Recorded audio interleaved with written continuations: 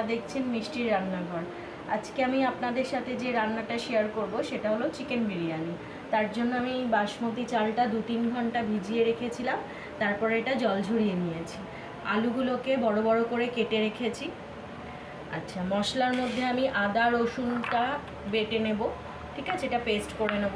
পেঁয়াজের কুচি করে রেখেছি, মাংসটা ধুয়ে রেখেছি। এর মধ্যে আমি কিছু এখনও অ্যাড করিনি, আমি আপনাদের সব স্টেপ ওয়াইজ দেখাবো।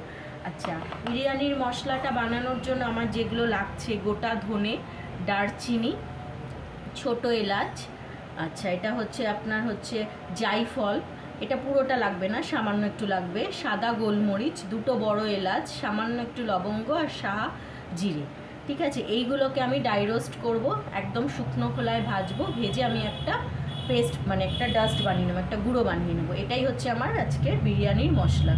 এবার চলুন, আরও মশলা আছে কিন্তু সব তো একসাথে দেখানো সম্ভব না, আমি স্টেপ ওয়াইজ আপনাদের দেখাতে থাকবো।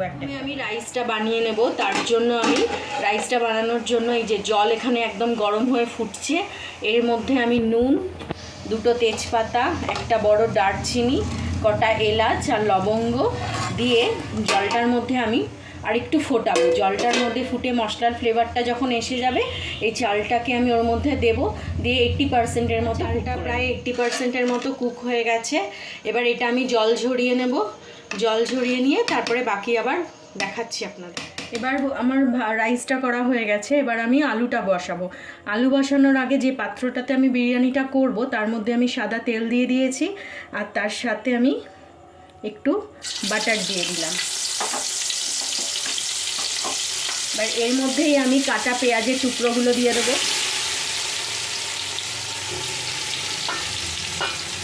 আপনারা বাটারের জায়গায় এখানে ঘি ইউজ করবেন, কিন্তু বাটার দিয়ে করলেও খারাপ লাগে না।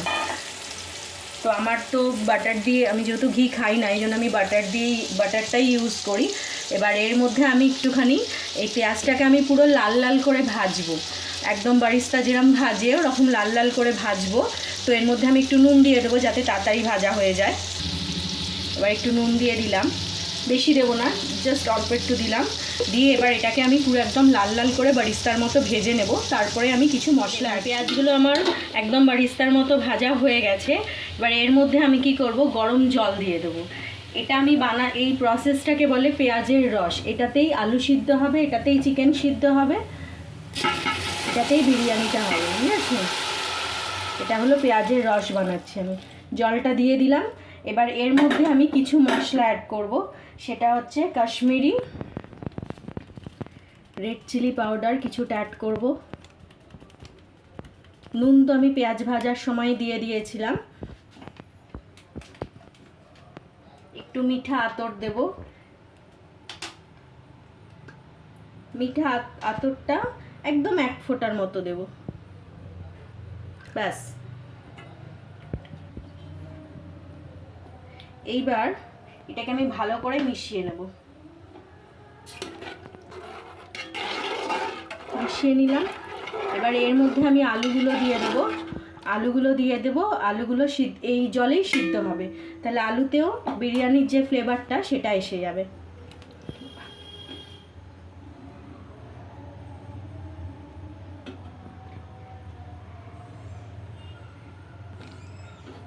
যে আলুগুলো দিয়ে দিলাম, দিয়ে এবার এটাকে আমি ঢাকা দিয়ে আলুগুলোকে সিদ্ধ করে নেব।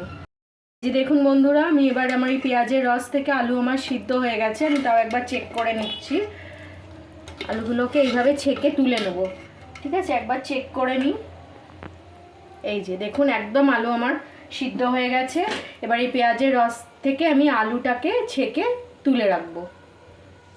এই যে পেঁয়াজের রসটা ফুটছে, আলুগুলোকে তুলে নিয়েছি। এর মধ্যে এবার আমি চিকেনগুলোকে দিয়ে দেবো।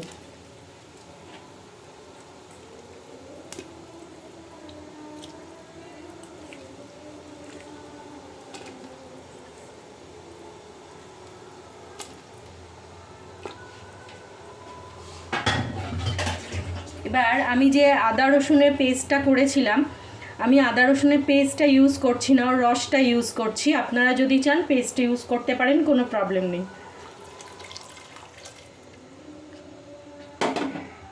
এবার আমি একটু দই অ্যাড করে দিলাম।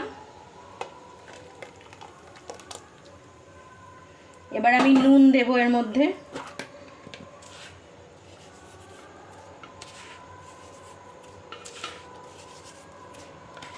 দিয়ে এই মশলাগুলোকে ভালো করে মিশিয়ে নেব।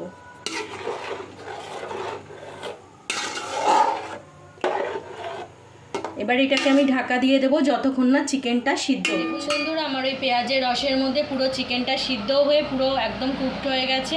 আমি এতটার মতো গ্রেভি রেখেছি।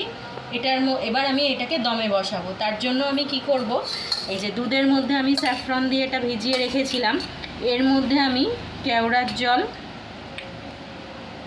গোলাপ জল আর মিঠা আতর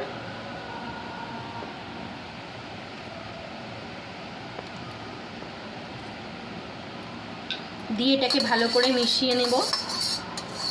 আচ্ছা, প্রথমে যে আমি একটা মশলা দেখিয়েছিলাম, এই মশলাটাকে আমি শুকনো কড়াই নেড়ে একটা ডাস্ট বানিয়ে নিয়েছি, গুঁড়ো বানিয়ে নিয়েছি। এটা হচ্ছে আমার বিরিয়ানির মশলা। চিকেনটার মধ্যে এবার আমি আলুগুলোকে সাজিয়ে দেব।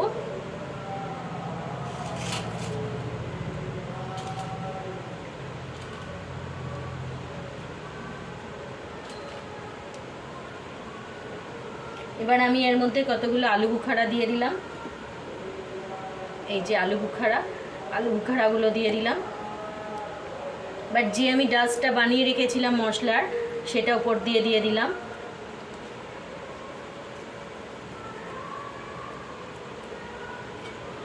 এবার এর মধ্যে রাইস দেবো আমি।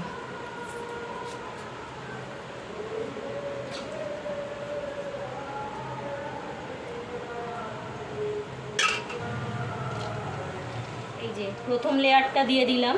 এরপর যে আমি মশলাটা বানিয়ে রেখেছি ওর উপর দিয়ে দিলাম। তারপর আমি এই দুধটা ওর মধ্যে অ্যাড করলাম।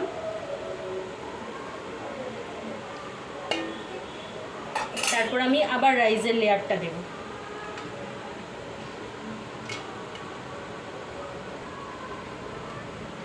এই যে এটা হচ্ছে আমার সেকেন্ড লেয়ার গেল। আবার সেম প্রসেসে আমি এই গুঁড়ো মশলাটাকে ছড়িয়ে দিলাম।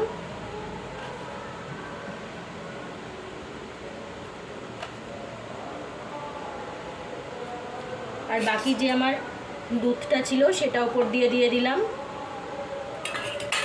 আর আমি কিছুটা বাটার গরম করে রেখেছিলাম, আপনারা ঘি দেবেন, সেটা উপর দিয়ে দিলাম। এবার এটাকে আমি দমে বসিয়ে নিয়েছি। এবার এর উপরে আমি হাঁড়িটা রাখলাম। 15 মিনিট আমি এটাকে পুরো একদম ফুল গ্যাসটা করে দিয়েছি।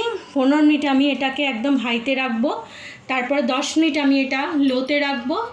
তারপরে 15 মিনিট গ্যাস অফ করে রাখে বন্ধুরা। 25 মিনিট দমে দেওয়ার পর আমি 10 মিনিট ওটাকে রেস্টে রেখেছিলাম। টোটাল আমার লেগেছে 35 মিনিট। 35 মিনিট পর আমার একদম বিরিয়ানি রেডি হয়ে গেছে। চালও পুরো একদম ঝরঝরে, একটার গায়ে একটা একটুও লেগে নেই। বিরিয়ানির সাথে একটুখানি ঠান্ডা ঠান্ডা রায়তাও বানিয়েছি, একটু স্যালাডও আছে। আপনারা যদি এই রেসিপিটা আপনাদের যদি ভালো লাগে, প্লিজ লাইক করবেন, শেয়ার করবেন আর মিষ্টি রান্নাঘরকে সাবস্ক্রাইব করবেন।